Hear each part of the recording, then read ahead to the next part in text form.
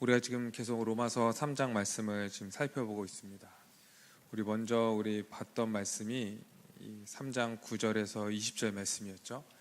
이 모든 사람들은 다 죄인이었다는 거예요. 의인은 없나니 하나도 없다. 우리가 의인은 없나니 하나도 없다 이렇게 얘기할 때는 우리 두 가지의 그 근거를 가지고 그렇게 얘기한다고 했습니다. 첫 번째는 무엇입니까? 이 아담 이후의 모든 인류는 다 죄인이다 이렇게 얘기를 했었죠.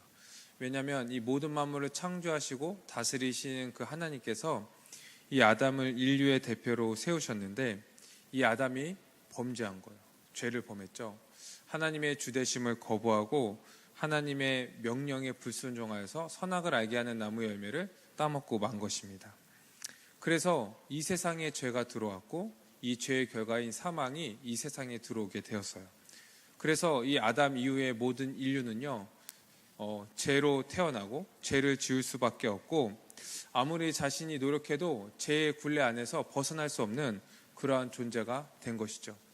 우리가 죄를 가지고 태어났다 이렇게 얘기할 때 이것을 우리가 그 원죄라고 얘기하죠. 원죄. 모든 사람은요 다 죄를 가지고 태어났고 이 죄인으로서 우리가 살아가게 됩니다. 또 성경에서 우리 모든 사람들은 다 죄인이다 이렇게 얘기할 때 이 두 번째 근거는 무엇입니까? 이 율법을 기준으로 해서 이제 얘기하는 것이죠. 이 율법은 어떠한 법이었어요? 이 거룩하고 의롭고 선한 법이었죠. 하나님의 법이기 때문에 하나님의 그 거룩함과 의로움을 드러낼 뿐만 아니라 이 법은요 선한 것이었습니다.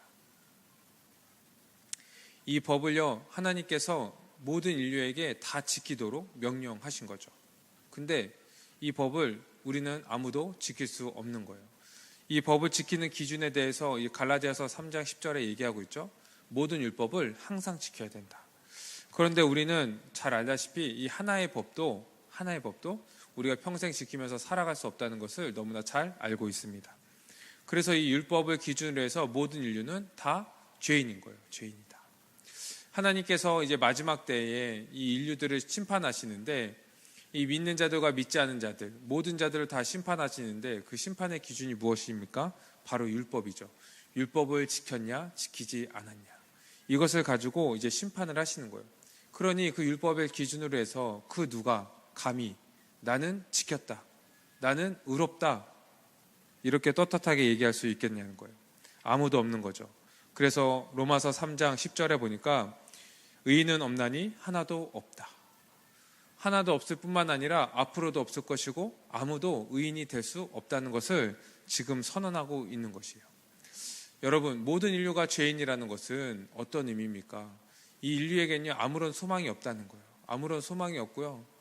그리고 하나님의 그 진노와 저주 가운데 살아갈 수밖에 없는 그러한 상태가 이 인류의 상태라는 거죠.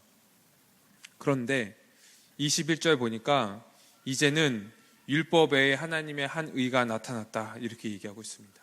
이 율법을 지키는 방법 말고 율법을 기준으로 해서 의롭다 그렇지 않다 이렇게 판단하는 것 말고 하나님의 의가 나타났는데 그것은 무엇이냐? 22절 예수 그리스도를 믿음으로 말미암아.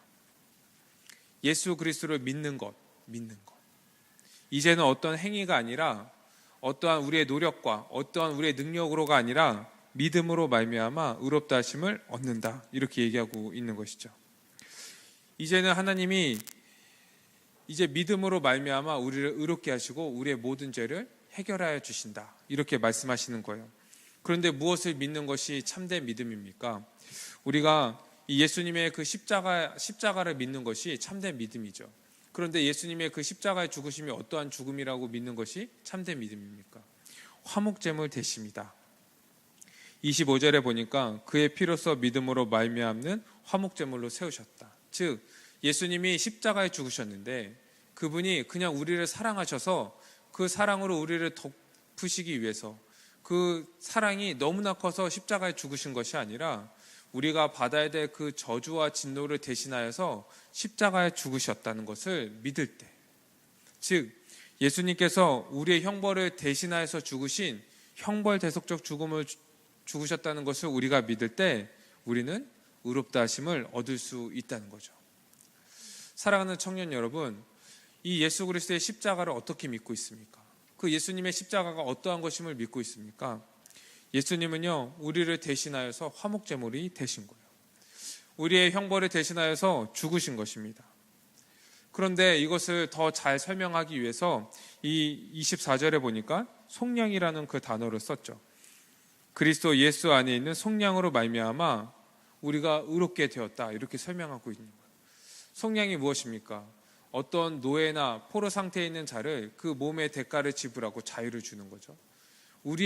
우리가 죄와 사망의 권세의 종노릇하고 이 노예로서 어쩔 수 없이 죄를 지을 수밖에 없는 그러한 자들이었는데, 그 굴레에서 벗어날 수 없는 그러한 자들이었는데 대가를 지불하신 거예요. 우리의 몸값을 지불하신 거예요. 우리의 저주의 값을 대신 지신 거예요. 예수 그리스도가 십자가에 죽으심으로 말미암아, 예수 그리스도의 그 속량으로 말미암아, 대가 지불로 말미암아 우리는 구원을 받은 겁니다. 그런데 이것을 어떻게 주셨다고 말씀하십니까? 24절에 하나님의 은혜로 값없이 주셨답니다. 값없이 주신 거예요. 우리는 값없이 그 은혜를 받은 것입니다. 왜 우리가 그것을 값없이 받을 수밖에 없을까요? 우리는 아무도 그 값을 지불할 수 없기 때문에 하나님께서 우리에게 그것을 값없이 주신 거죠. 은혜로 주셨습니다. 우리가 받을 자격 없는데 우리에게 값없이 그것을 주신 것이죠. 이제 우리가 그것을 믿을 때 우리는 의롭다 하심을 얻을 수 있는 것이죠. 이제 우리의 모든 죄는 다 해결되었습니다. 우리는 의롭다 하심을 얻어서 하나님 나라에 들어와 살아가는 자들이 된 것이에요. 이 믿음, 예수님의 십자가에 죽으시며 화목제물 되심이라는 그 믿음으로 말미암아 이제 우리의 모든 삶은요, 다 결정되는 거예요. 그리고 이것을 통하여서 다른 믿음도, 다른 진리들도 우리가 믿게 되는 것이죠.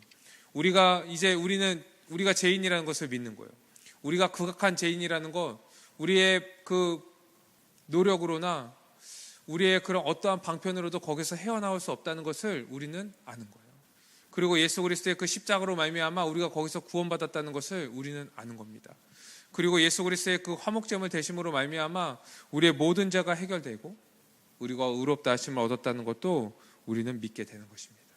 이제 우리는 그 믿음으로 살아갑니다. 우리의 모든 죄는 해결되었습니다. 할렐루야. 그리고 우리는 의롭다 하심을 얻었습니다. 이제 의인으로 살아갑니다. 여러분의 정체성은 무엇입니까? 우리는 의인인 겁니다. 우리가 죄인이었던 그 삶, 죄의 굴레에서 벗어날 수 없는 삶, 어쩔 수 없이 죄를 지을 수밖에 없는 삶, 그 삶은요, 다 우리의 예전의 상태를 얘기하는 거예요. 지금의 상태를 얘기하지 않습니다. 이제 우리 신자들은, 우리 믿는 자들은 다 그리스도 안에서 그리스도로 우리가 설명을 하는 거예요. 우리는 믿음으로 말미암아 그리스도로 옷 입었습니다. 에베소서에는 우리를 그리스도로 옷 입었다, 그리스도와 합하였다, 이렇게 설명을 하죠. 이제 우리는요, 우리 자신으로 설명하지 않습니다. 우리의 연약함을 그냥 연약해서 어쩔 수 없었습니다. 아직 이 세상이 죄로 물들어서 이 세상에 살아가다 보면 그 죄가 우리에게 묻지 않습니까? 그래서 어쩔 수 없이 죄를 지었습니다. 이제 그런 핑계를 댈 수 없는 존재가 된 거예요. 우리가 놀랍지 않습니까? 저는 놀랍습니다. 이제는 그리스도로 말미암아 우리를 설명하고 그리스도 안에서 우리를 얘기하는 거예요. 그리스도가 하셨기 때문에 우리는 할 수 있습니다. 왜요? 우리는 그걸 믿기 때문에. 그리스도가 행하셨기 때문에 우리도 행할 수 있습니다. 우리는 그리스도 안에 있기 때문입니다. 우리가 이 십자가를 생각할 때 우리의 죄를 대신하신 예수 그리스도의 화목제물 되심, 이 은혜를 우리가 꼭 기억해야 됩니다. 그런데 더 나아가 오늘 함께 좀 나눌 말씀은, 이 십자가는요, 하나님의 공의와 사랑이 공존하는 사건이라는 거예요. 하나님의 하나님 되심을 나타내는 사건이 바로 이 십자가였다는 것입니다. 여러분, 예수 그리스도를 화목제물로 세우셨다, 오늘 이렇게 25절에 얘기하는데, 하나님께서 왜 자기 아들 예수 그리스도를 화목제물로 세우셨을까요? 그 이유를 오늘 25절, 26절에는 두 가지로 얘기합니다. 첫 번째는 자신의 의로우심을 나타내기 위해서다, 이렇게 얘기하고 있어요. 또 하나는 무엇이냐면 믿는 자들을 의롭게 하게 하기 위해서다, 이렇게 얘기하고 있습니다. 즉 우리를 사랑하셔서다, 이렇게 얘기를 하는 겁니다. 먼저 하나님의 의로우심을 우리가 먼저 살펴보길 원해요. 예수님이 우리의 죄를 위해서 화목제물 되셨다, 십자가에 죽으셨다, 대신 진노를 받으셨다, 이렇게 설명하면 그렇게 얘기하는 사람들이 있습니다. 하나님이 꼭 그렇게 죽으셔야 된다, 그 끔찍한 그 채찍을 받고 그 무거운 십자가를 지고 골고다에 올라가서 그 양쪽에 손에 못을 받고 그 채찍질을 당하면서 가시면류관을 쓰고 꼭 죽으셔야 했을까? 그런 방도 말고 다른 구원은 없었을까? 다른 방도로 우리를 구원해 주시면 안 됐을까? 이런 얘기를 하는 거죠. 우리는 이런 얘기가 얼마나 어리석은 얘기인지 잘 압니다. 우리 이제 말씀을 들었으니까요. 이것을 이렇게 얘기한다는 것은요, 우리의 죄가 얼마나 심각한지를 아직 모르는 거예요. 하나님이 얼마나 거룩하신 분인지, 하나님이 얼마나 공의로우신 분인지 잘 모르는 겁니다. 여러분, 하나님은 공의로우신 분이죠. 그래서 모든 죄에 대해서 반드시 심판하시는 분이십니다. 그래서 어떤 죄를 져도요, 그 죄에 대해서 반드시 심판이 있어요. 심판. 그 죄의 결과는요, 어떤 작은 죄라도 그 죄의 결과는 죽음입니다. 죽음. 이 죽음은 무엇입니까? 하나님과의 단절이죠. 단절. 우리가 한번 죄에 대해서 한번 생각해 봅시다. 이 아담과 하와가요, 그 선악을 알게 하는 나무 열매를 따먹었죠. 우리가 이 윤리적으로 보면은 이 아담과 하와는요, 절도죄예요. 그렇죠? 하나님 따먹지 말라는 걸, 하나님의 소유인데 그걸 따먹었잖아요. 근데 그들의 받은 결과가 무엇입니까? 하나님이 주셨던 모든 복을요, 다 상실했어요. 그리고 하나님 나라에서 쫓겨났죠. 즉 죽음을 맞이했어요. 하나님과의 단절을 경험한 거죠. 그들이 정말 죽을 죄를 졌습니까? 과일 하나 따먹은 거잖아요. 과일 하나 따먹은 거. 근데 그들의 결과는요, 죽음이었습니다. 그런데 이렇게 표면상으로 봐서는 그들의 죄가 아무것도 아닌 것처럼 보이지만 이 죄의 본질은 무엇입니까? 이 아담과 하와가 왜 그 선악을 알게 하는 나무 열매를 따먹었죠? 그 마음이 어땠습니까? 하와의 마음이 하나님처럼 되려고. 하나님처럼 되려고. 모든 죄는요, 다 여기서 시작되는 거예요. 하나님의 주대심을 거부하고 자기가 그 자리에 올라가는 거예요. 그리고 자기가 생각하고 자기가 판단하고 자기가 계획하는 거예요. 자기가 주님으로서 살아가는 거예요. 이 세상의 가치관을 가지고 자기가 모든 것들을 결정하고 자기가 살아가는 거예요. 하나님 자리에 자기가 올라가서 살아가는 겁니다. 그게 죄의 본질입니다. 우리가 짓는 모든 죄들은요, 다 거기에서 파생되는 거예요. 우리가 짓는 큰 죄, 작은 죄, 나는 그렇게 죽을 죄를 짓지 않았는데요. 아니요, 작은 죄 하나도요, 그 죄의 본질은 하나님처럼 되려고 하는, 자기가 자신의 삶의 주인으로서 살아가는 것, 거기서부터 시작하기 때문에 그 죄의 결과는 죽음입니다. 죄의 결과는 죽음이에요. 반드시 죽을 수밖에 없는 거예요. 만약에 어떤 사람이 죄에 대해 형벌이 없다, 이렇게 얘기하면요, 그것은 어떤 얘기냐면 하나님은 의로우신 분이 아니다, 이렇게 얘기하는 것과 똑같습니다. 하나님은 공의로우신 분이 아니야, 이렇게 얘기하는 것과 똑같아요.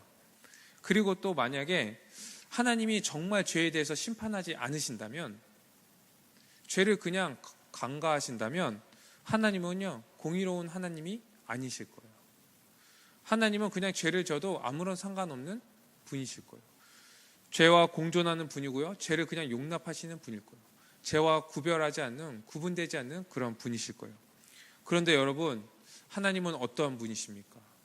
우리가 성경을 통해서 쭉 살펴봤죠. 하나님은 죄에 대해서 반드시 심판하시는 공의의 하나님이라는 거예요. 하나님은 죄를 조금도 용납하지 않으십니다. 정말 작은 죄라도 그냥 용납하지 않으신다는 거예요. 이것을 또 우리가 어디에서 살펴볼 수 있냐면, 이제 21절에서 이제 25절까지의 말씀을 쭉 보면은 하나님께서 이 죄와 사망, 여기서 피할 길을 열어주신다는 거예요. 피할 길을 열어주신다. 이것은 어떤 의미입니까? 하나님이 죄에 대해서 반드시 심판하시고 그 죄의 결과는 죽음인데, 그 죄와 사망에서 피할 길을 열어주신다는 거예요. 피할 길을. 왜 피할 길을 열어주십니까? 우리가 피할 수 없기 때문에, 우리는 그것을 감당할 수 없기 때문에 하나님께서 그것을, 그 피할 길을 우리에게 열어주시는 거예요. 그런데 그 방법은 하나님의 공의를 충족시키는 방법으로 우리에게 길을 열어주신다는 것입니다. 그것이 어떠한 방법입니까? 25절에 하나님이여 예수님을 화목제물로 세우시는 거예요. 자기 아들을 이 땅에 보내셔서 모든 죄를 위해서 대신한 화목제물로 세우시는 겁니다. 그리고 그 화목제물로 인하여서 우리의 모든 죄를 담당하게 하시는 거예요. 예수님의 죽음은 그러한 죽음이었습니다. 그러한 죽음. 우리의 모든 죄와 사망을 해결하시고 우리가 그 죄와 사망에서 피할 길을 주시는 그 죽음이었던 거예요. 이 사탄은요, 예수님이 누군지 알았어요. 예수님이 이 땅에 오셨을 때 그분이 이 죄에서 이 인류를 구원할 메시아라는 것, 그리스도라는 것을 분명히 알았습니다. 그래서 예수님이 오자마자, 예수님이 세례 받으시자마자 어떠한 일을 행했습니까? 예수님을 시험했죠. 예수님이 죄를 짓게 하려고 시험을 했어요. 그리고 예수님이 이제 축기 사역들을 할 때 이 귀신들이 어떻게 하면서 도망갑니까? 하나님의 아들 예수여, 당신과 우리가 무슨 상관이 있습니까? 그러면서 도망가죠. 이 사탄은요, 예수님이 어떠한 분이신지 알았어요. 그리고 이분이 어떠한 일을 행하실지도 알았던 거예요. 그래서 예수님을 십자가에 못 박고 그분을 죽이면 이 구원이요, 이루어지지 않을 것이라고 생각을 했습니다. 그래서 이 사탄은 이 제사장들과 바리새인들과 서기관들, 이 로마 군인까지 합세해서 예수님을 십자가에 못 박았죠. 못 박았어요. 그리고 그들은 이제 자기들이 성공했는 줄 알았어요. 자신들이 영원한 그 승리를 얻었는 줄 알았습니다. 그런데 어떠한 일이 일어났습니까? 하나님이요, 이 예수 그리스도를요, 그 십자가를 통해서 화목제물로 삼아버리신 거예요. 우리가 받아야 될 그 형벌, 그 저주를요, 예수 그리스도의 십자가를 통해서 다 해결해 버리신 거예요. 우리를 그 십자가를 통해서 구원해 버리신 거예요. 이 사탄이요, 마치 뒤통수를 맞은 것처럼 예수님을 죽이면 끝날 줄 알았는데 예수님의 그 죽음으로 말미암아 모든 것들이 다 해결돼 버린 거예요. 그냥 또 예수님의 십자가에서 끝난 것이 아니라 그 예수님께서 이 죽음을 이기시고 부활해 버리신 거예요. 부활하신 거예요. 깜짝 놀란 거예요. 깜짝 놀란 거예요. 누가 이 방법을 상상이나 했겠습니까? 누가 하나님이 자기 아들을 이 땅에 보내셔서 제물로 삼으실 줄 아셨겠어요? 누가 하나님의 그 계획 가운데 예수 그리스도를 십자가에 못 박을 줄 알았겠습니까? 사탄이 만약에 그것을 알았다면 예수님을 십자가에 못 박지 않았겠죠. 예수님을 죽이지 않으려고 예수님을 보호했을 거예요. 그렇죠? 누가 이것을 상상이나 했겠어요? 그런데 하나님은 이 예수 그리스도를 화목제물로 삼으시면서 우리의 모든 죄를 해결해 주셨습니다. 이것을 통하여서 자기 아들을 십자가에 못 박게 하는 화목제물로 세우시는 이 사건을 통하여서, 이 십자가 사건을 통하여서 하나님이 얼마나 공의로우신 분인지를 이제 드러낸 거예요. 이게 우리가 읽은 25절의 말씀입니다. 우리 25절 다시 한번 읽어볼까요? 시작. 이 예수를 하나님의 그의 피로써 믿음으로 말미암는 화목제물로 세우셨으니 이는 하나님께서 길이 참으시는 중에 전에 지은 죄를 관가하심으로 자기의 의로우심을 나타내려 하심이니. 아멘. 이제 이 25절이 약간 번역이 좀 어렵게 되어 있는데, 예수님의 그 십자가 사건 이전에, 이제 구약시대 예수님이 오시기 이전에 이 세상을 보니까 하나님이 죄에 대해서 그냥 내버려 주시는 것처럼 보이는 거예요.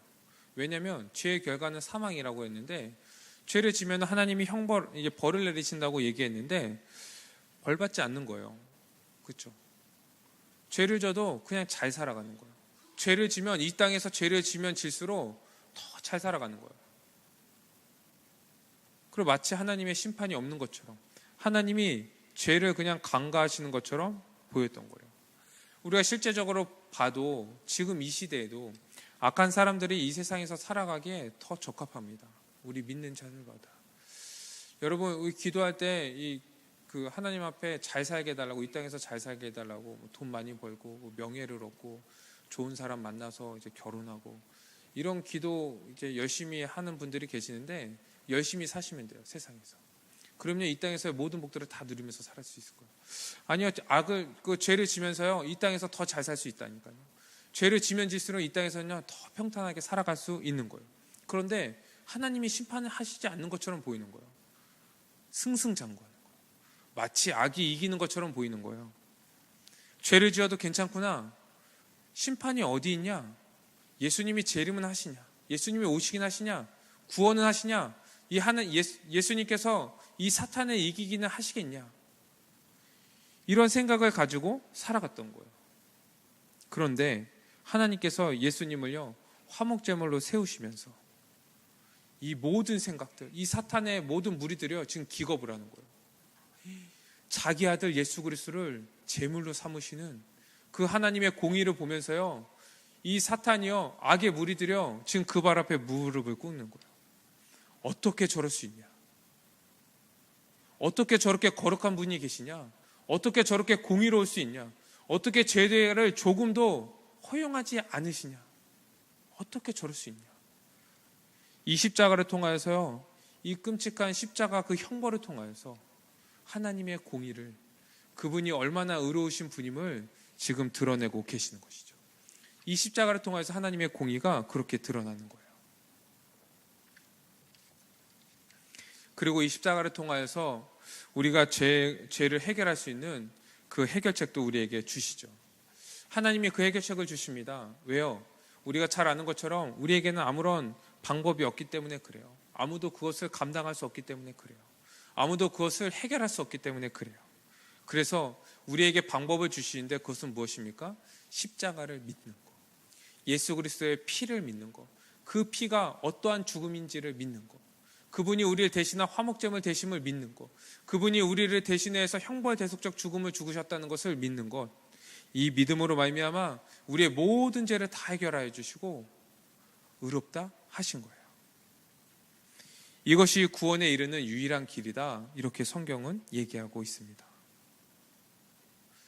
예수님이요 이 땅에 참 하나님으로서, 참 인간으로서 오셔서 우리의 모든 죄를 해결하여 주시고 우리를 의롭다 하신 거예요. 예수님이 참 하나님이고 참 인간으로 오셨다는 것이 중요합니다. 예수님이 참 인간으로 오셨다는 것은 어떠한 의미냐면요, 인간의 대표로 오셨다는 거예요. 인간의 대표로서 인간의 죄를 대신 담당하시기 위해서 이 땅에 오신 겁니다. 예수님은 대표셨어요. 그래서 성경은 예수님을요 둘째 아담 이렇게 이제 설명을 합니다.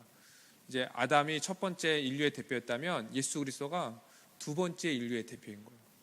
아담은요 인류의 대표로서 죄를 졌죠. 그래서 모든 인류가 죄를 짓게 만들었고 이 세상에 사망이 들어오게 만들었던 장본인이에요. 근데 두 번째 이제 아담인 예수 그리스도는요 이 땅에 오셔서요 어떠한 일을 행하셨냐면 그분이 사시는 모든 삶 동안 우리가 그 예수님의 그 생애를 33년으로 보죠. 이 생애 동안 하나님의 법을요, 이 율법을요 하나도 어기지 않고 완전하게 지키신 거예요. 이 완전하게 지키셨다는 것은요 그 행동뿐만 아니라 그 마음까지도, 그 생각까지도 하나님의 법을 하나도 어기지 않고 다 지키신 거예요. 그래서 성경은 뭐라고 얘기하고 있냐면 이 예수님이요 율법의 마침이다, 율법의 완성이다, 이렇게 표현하고 계시는 거예요.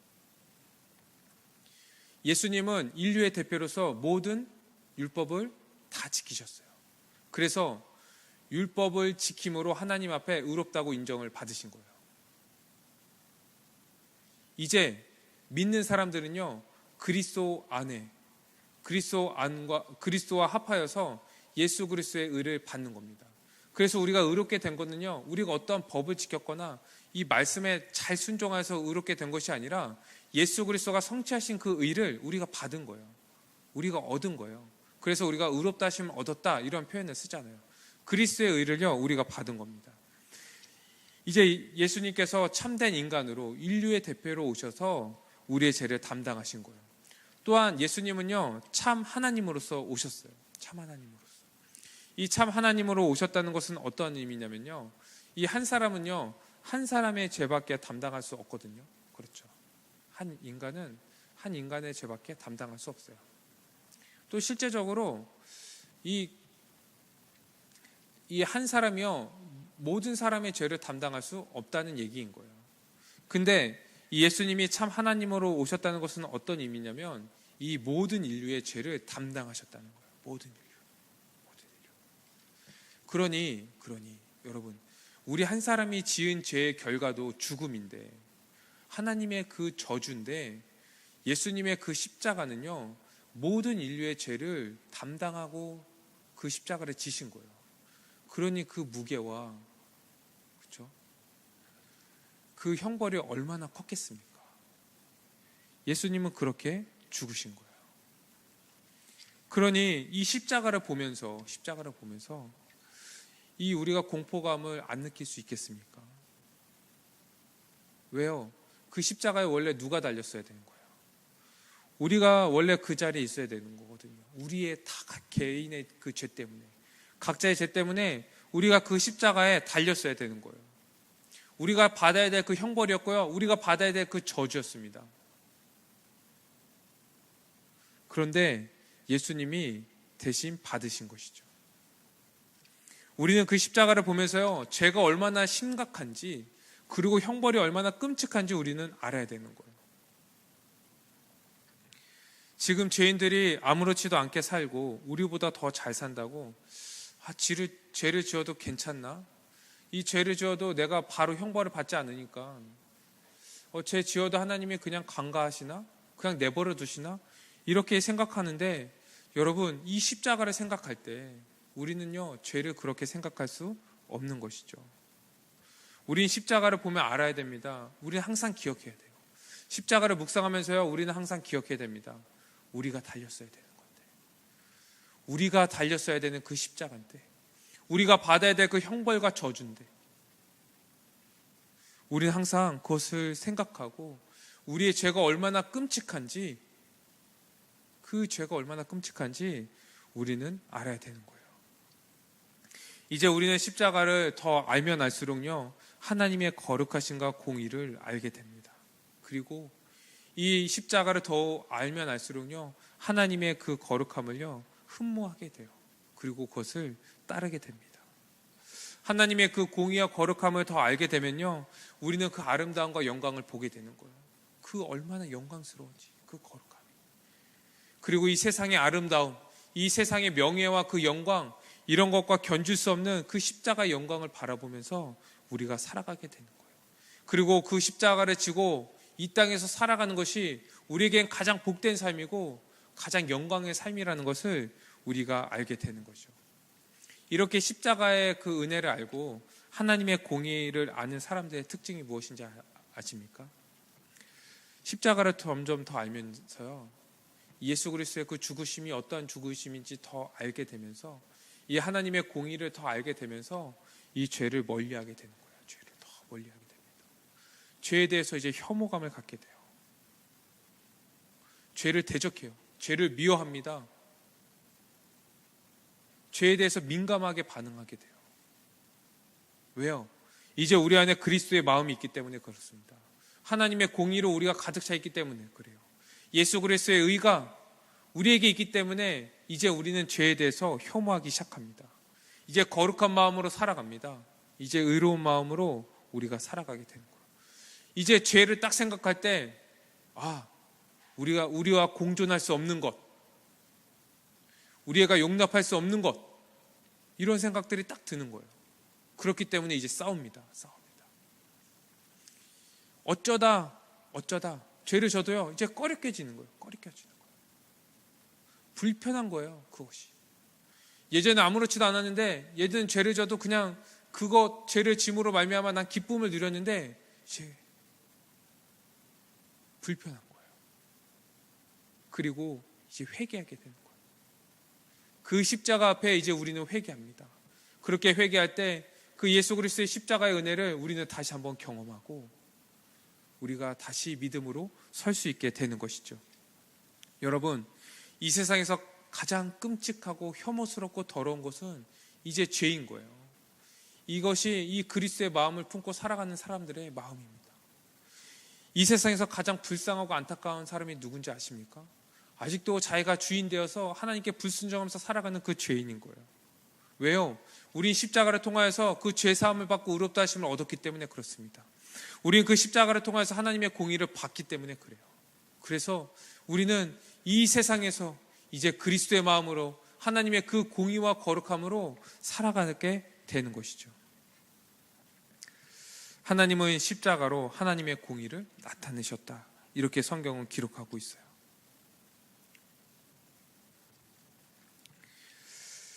하나님은요, 이 십자가를 통하여서 하나님이 죄를 미워하시고 이 죄와 공존할 수 없는 의로운 하나님이심을 우리 믿는 자들뿐만 아니라 이 세상에 알리기를 원하셨어요.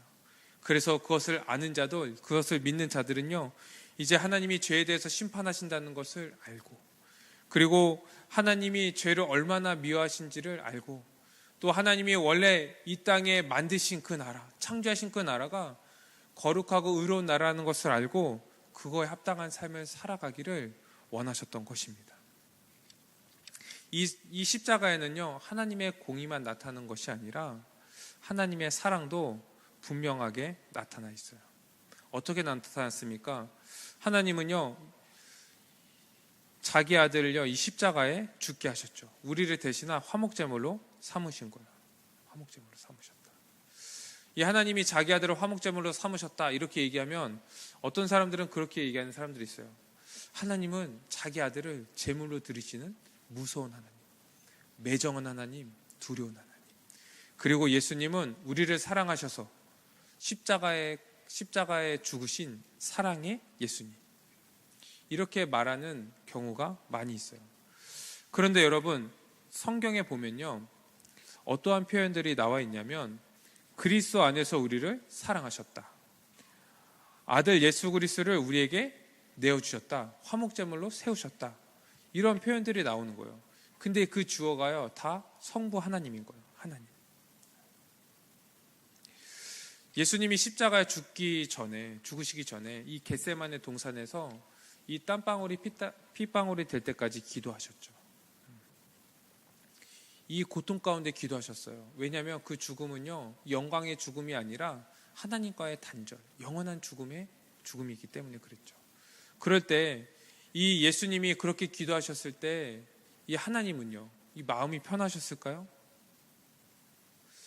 하나님은 그냥 그것을 보시면서 뭐 어차피 죽을 거 그냥 편하게 죽지, 이렇게 하셨을까요? 매정하게 그냥 잘라버리셨을까요? 하나님은요, 거기에서 이 아들을 내어주시는 그 사랑이 있었던 거예요. 그 마음이 있었던 거예요. 아버지의 마음. 이 십자가는 하나님의 그 사랑, 그리고 우리를 얼마나 사랑하시는지 이것들이 온전히 나타나는 그 현장이 바로 이 십자가라는 거예요. 우리가 생각해보면 하나님이 그 아들 예수 그리스도를요, 십자가에 죽게 하실 이유가 하나도 없었어요. 그러한 이유도 없었고요, 의무도 없었습니다. 또 우리에게 그러한 합당한 그 조건과 또 우리에게 그러한 그 모습들이 없었어요. 하나님한테 그런 것들을 받을 만한 그런 자격도 없었던 거예요. 그런데 하나님이 우리를 얼마나 사랑하시는지 자기 아들을 제물로 내어주신 거예요. 요한복음 3장 16절에 보면 이런 말씀이 있죠. 우리 그 유치부 때부터 찬양으로 잘 외웠던 말씀. 하나님이 세상을 이처럼 사랑하사 독생자를 주셨으니 이는 그를 믿는 자마다 멸망하지 않고 영생을 얻게 하려 하심이라. 하나님이 세상을 사랑하셨대요. 이처럼 사랑하셨대요. 이처럼. 어떻게요? 독생자를 우리에게 주실 만큼. 독생자를 우리를 대신한 화목제물로 세우셔서 우리가 멸망하지 않고 영생을 얻게 하시기 위할 만큼 우리를 사랑하셨다고 성경은 기록하고 있는 거예요. 우리에게 아무런 그런 가치나 그런 조건이 없는데, 우리가 그럴 만한 존재가 아닌데 우리를 그렇게 하셨다는 거예요. 그래서 성경은요, 하나님이 우리를 사랑하셨다, 자기 아들을 내어주셨다, 이렇게 설명할 때 그 원인을 우리에게 찾지 않습니다. 우리 인간들에게 찾지 않아요. 왜냐하면 우리에게는 아무런 원인도 없기 때문에 그래요. 그리고 성경은 뭐라고 설명하고 있냐면 우리를 사랑하셨다, 세상을 이처럼 사랑하셨다. 아니 왜요? 이 세상을 왜 사랑하셨을까요? 하나님이 창조하셔서 사랑하셨을까요? 아까워서 사랑하셨을까요? 성경은 뭐라고 덧붙이고 있냐면 하나님은 사랑이시다. 그분은 사랑이시래요. 그래서 그분이 하는 모든 것들이요 다 사랑이래요. 우리에게 행하시는 모든 것들이요 다 사랑이래요. 그 사랑이 분명하게 나타난 곳이 어디냐면 예수 그리스도의 십자가라는 거예요. 우리 말씀 한 군데 한번 찾아볼까요? 요한일서 4장 9절에서 10절 말씀입니다. 요한일서 4장 9절에서 10절입니다.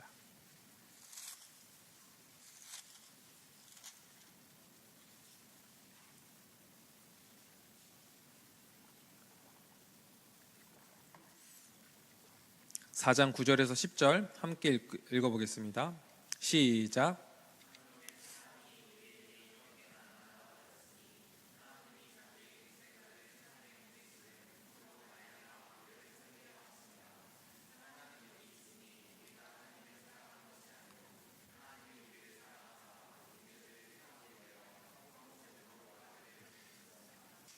아멘.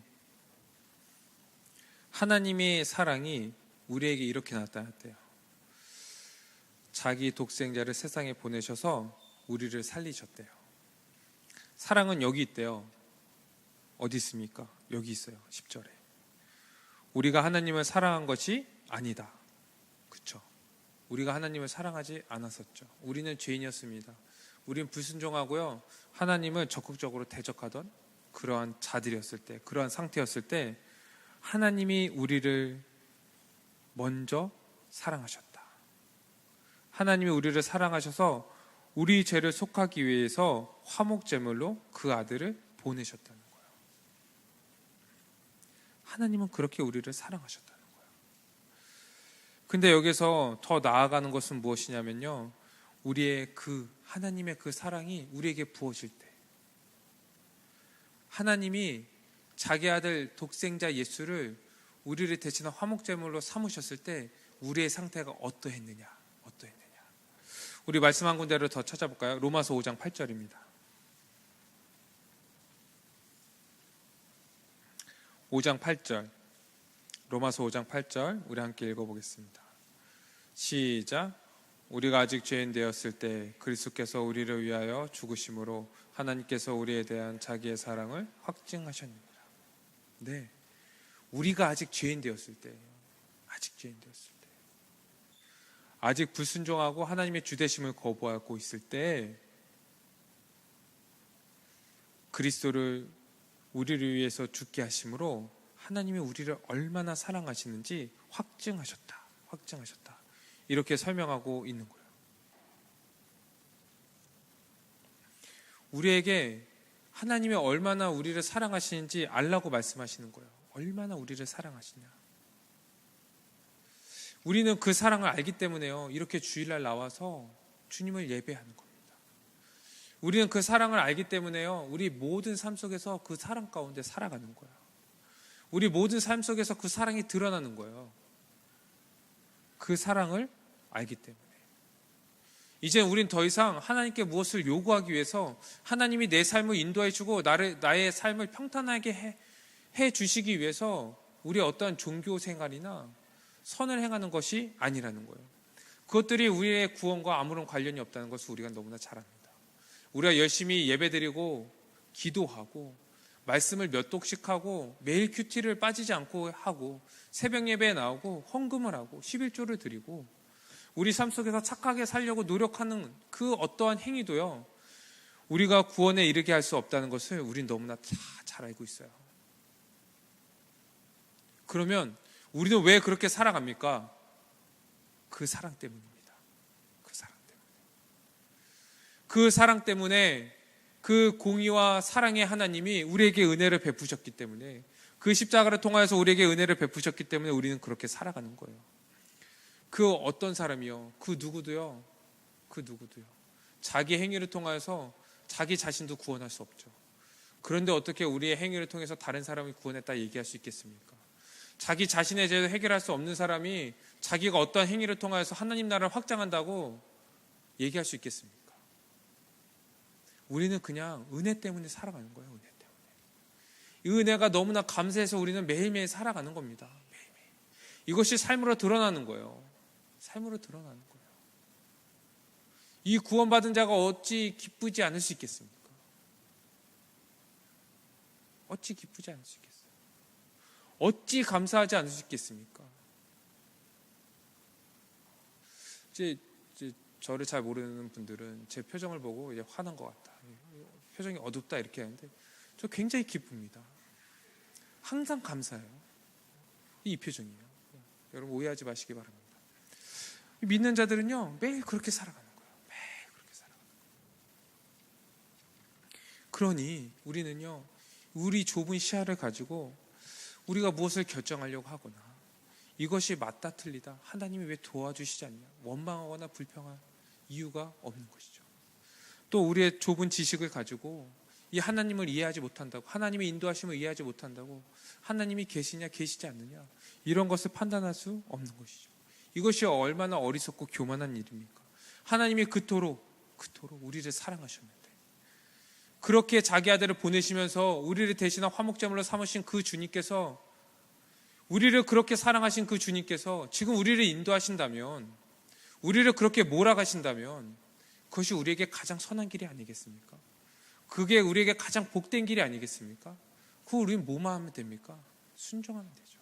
순종하면 되죠. 그러면 그 안에서 그 사랑을요 우리가 충만하게 누릴 수 있을 것이에요.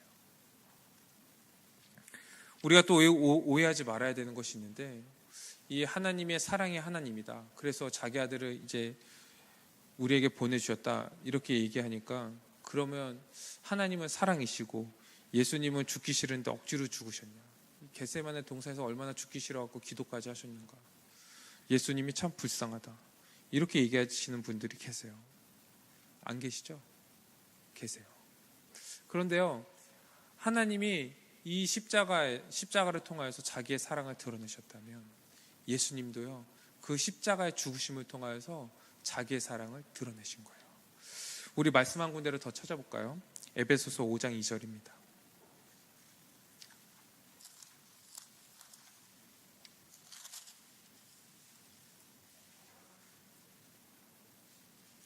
에베소서 5장 2절 같이 한번 읽어보겠습니다. 시작. 그리스도께서 너희를 사랑하신 것 같이 너희도 사랑 가운데 행하라. 그는 우리를 위하여 자기신을 버리사 향기로운 제물과 희생 제물로 하나님께 드리셨느니라. 아멘.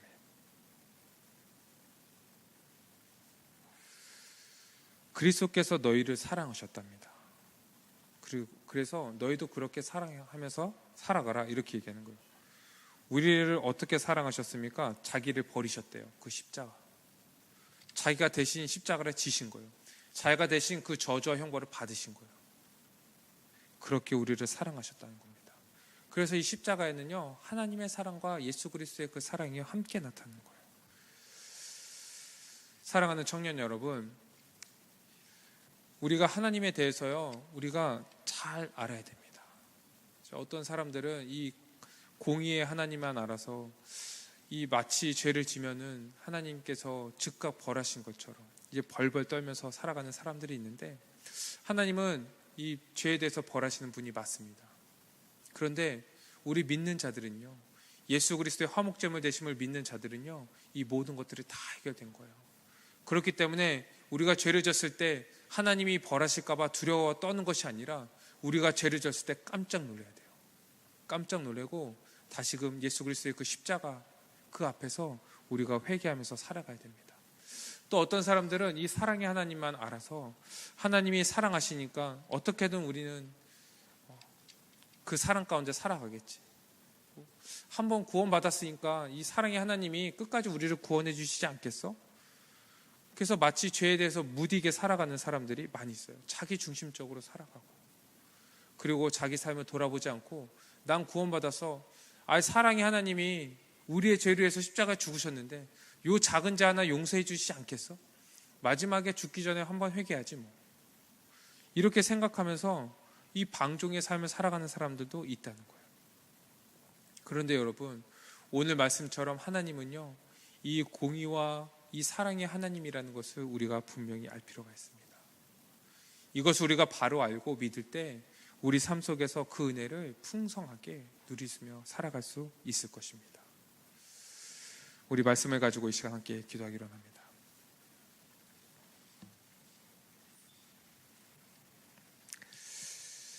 우리가 오늘 말씀을 다시 한번 생각해 봅시다. 이 하나님이 어떤 분이십니까? 이 죄에 대해서 반드시 심판하시는 공의의 하나님이십니다. 또 이 하나님은 어떤 분이십니까? 우리의 죄를 담당하시기 위해서 자기 아들 예수 그리스도를 보내주신 사랑의 하나님입니다. 우리 먼저 기도할 것은요, 하나님에 대해서 우리가 바로 알 수 있도록 우리 지혜를 달라고 이 시간 기도합시다. 그리고 이것을 바로 믿을 수 있는 믿음을 달라고 기도합시다. 우리가 이 하나님에 대해서 우리가 바로 알고 이것을 믿을 때 우리가 바른 믿음 생활을 우리가 할 수 있는 것이죠. 우리 두 번째 기도할 것은 하나님이 죄에 대해서 반드시 심판하시는 분임을 우리가 함께 나눴습니다. 얼마나 그 죄가 심각하고 끔찍한지, 그리고 그 죄를 하나님께서 어떻게 처리하시는지 그 십자가에 다 나타났어요. 우리 이 시간 십자가를 생각하면서 우리가 우리의 모든 죄가 그 십자가를 통하여서 해결되었사오니 우리가 이제 이 죄와 싸우고 이 죄를 대적하면서 이 의로운 자로서 마땅한 삶을 살아가게 해달라고 이 시간 기도합시다. 그리고 마지막으로 이 십자가에 있는 사랑의 하나님, 이 사랑의 예수님이 드러났습니다. 이제 그 사랑을 받은 자들로서 우리가 사랑으로 온전히 그리스도의 그 사랑으로 살아가게 해달라고 우리 시간 기도합시다. 기도드리겠습니다.